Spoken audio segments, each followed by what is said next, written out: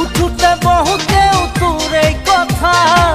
না যায় তোহৰি মোৰ মনৰ পৰা এনুয়া পিৰিতিৰ লগাৰি এঠা মৰি যাম কিয় লাগে এনে নেদেখিলে তোক এদিন চকুৰ আগতে